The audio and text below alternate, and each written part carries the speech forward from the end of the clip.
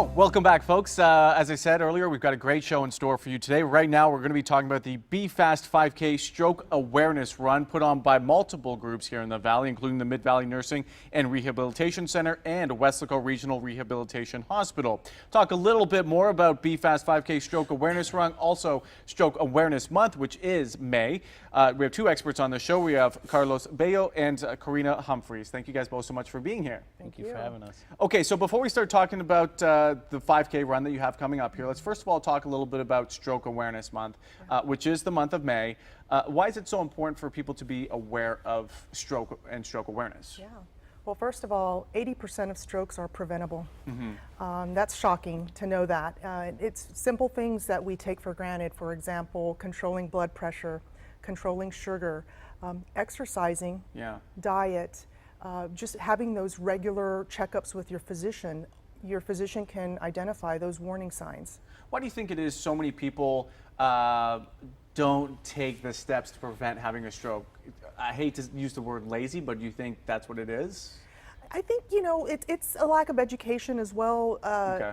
We are the ones that are in control of our health. I think that there are often times where we feel like, oh, I'm fine. Right. It's not going to affect me.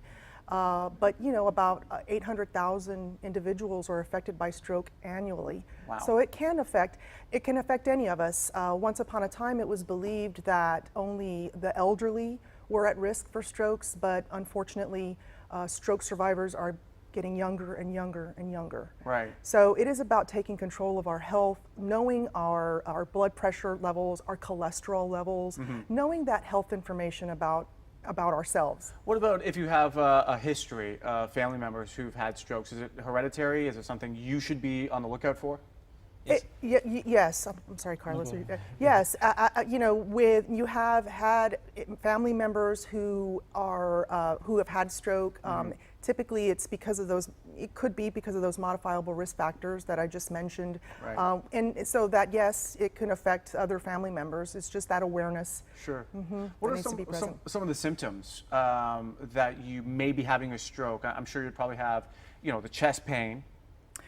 Well, actually, or would you have like a headache, or what? How would that kind of work? Because some of the symptoms are stuff like balance, which is, you know, Be Fast is an acronym. Right. So some of the symptoms would be balance, would be eyes. If for any reason you feel wobbly, if you feel wobbly with your balance, you know, you should definitely get that checked out. Blurred vision. Okay. F is for face. So if there's any type of drooping, you know, one side of the face is drooping. For example, if the individual tries to smile and that smile is lopsided, that could be indicative of a stroke. A is also arms.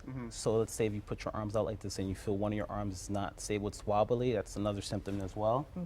S is for speech. So if there's slurred speech, if an individual is trying to say a very simple sentence but it has difficulty in saying that. And then of course time. You know, once you feel any of these symptoms, you know, going on, you want to react to it right away. You want to call 911. You want to see a doctor. You want to go to the hospital.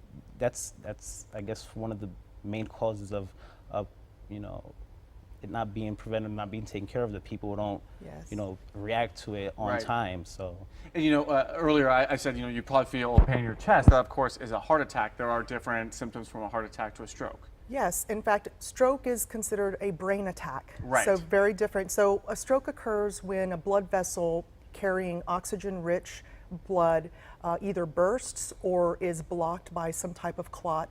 So what happens is that area of the brain, within that area of the brain cells die.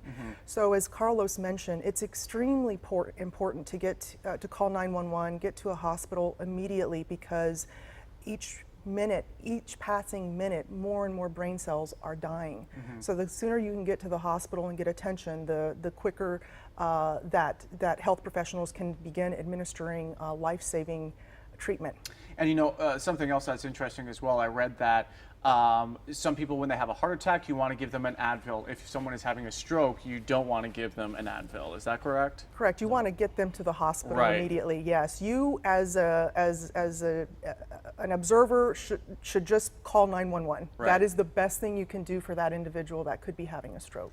Now, for somebody who has had a stroke and they survive, what's usually the outcome after that? Are you able to go back to your regular functions, or are things sometimes a little different? It's definitely a lifelong, you know, process. You know, I mean, you just have to take care of yourself. Right. When it comes to exercise, your eating habits, your living habits, stuff like alcohol consumption. Yeah, You sure. have to make sure you moderate that, because that all affects it. It all, you know, affects anything that can, you know, that can occur with that. You need to make Yeah. sure that you take care of that. So.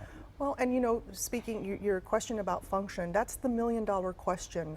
Some stroke survivors regain most of their function.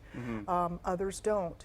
We know that within the 3 months of having had the stroke, that is the opportunistic time to get intervention, to get therapy, to receive that medical attention. We know that the most regaining of function is going to occur within that period of time. Right. However, there have been studies that have shown that stroke survivors continue to recover function even years after the stroke. But again, it's a mystery. We don't know. It depends on where the stroke occurs in the brain. It depends on any other comorbid process that might be occurring with that individual. And that's what makes it difficult to be able to determine. Yeah, and something else that's scary too, you can be sleeping fast in a sleep and you can have a stroke and wake up and start having those symptoms. And unfortunately, when you get back to your acronym with time, you don't know how long it's been since that stroke started. So again, right Yes. away, you'd want to call 911. Yes, absolutely. Now let's talk a little bit about the 5K that you have coming up here. Where's it going to be, and where can people sign up? Okay, so we're starting at the south parking lot at Knapp Medical Center in Weslaco. Okay. The course of the run, we're going to pass by all these skilled nursing facilities in the area. Of course, Weslaco Rehab Hospital as well. So of course, it's 3.5 miles. If you don't Yeah. know what 5K is, it's 3.5 miles. And we're going to pass by the hospital, like I said, Weslaco Rehab Hospital, and all the skilled nursing facilities, so that the people can also see, or the community can also see, you know, the places that are available, the resources that are available to them. So.